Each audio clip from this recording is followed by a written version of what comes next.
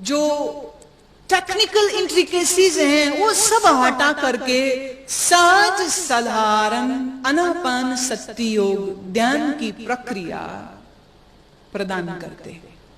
प्रक्रिया क्या है?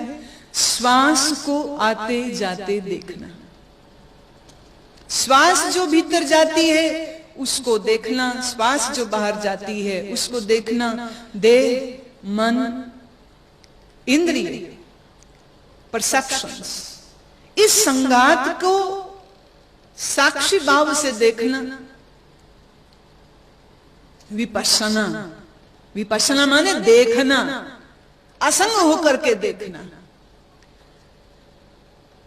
ध्यान की यह सहज प्रक्रिया दी जाती और एक दीक्षा पात्र साथ में, माने 2 वस्त्र, एक दीक्षा पात्र, ध्यान करने की विधि।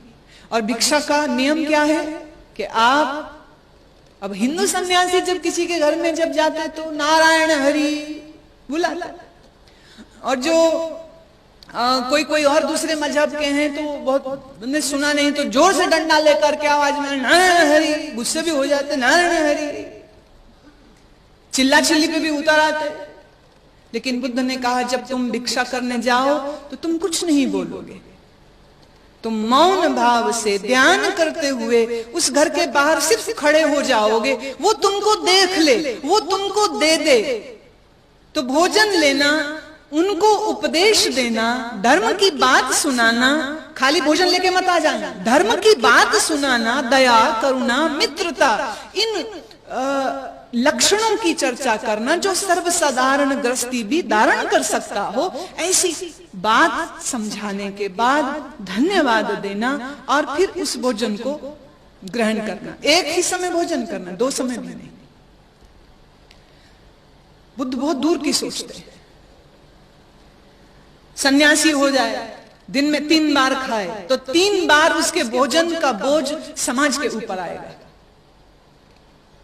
इसलिए उन्होंने कहा एक ही समय खाए। अब एक ही समय खाने के लिए देना किसी को भी बोझ नहीं लगेगा, और चिल्ला चिल्ली बिल्कुल नहीं, मौन खड़े हैं।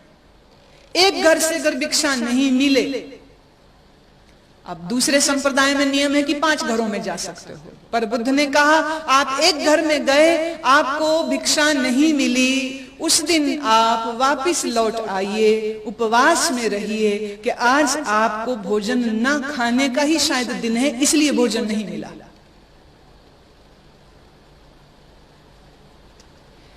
बुद्ध ने जिनको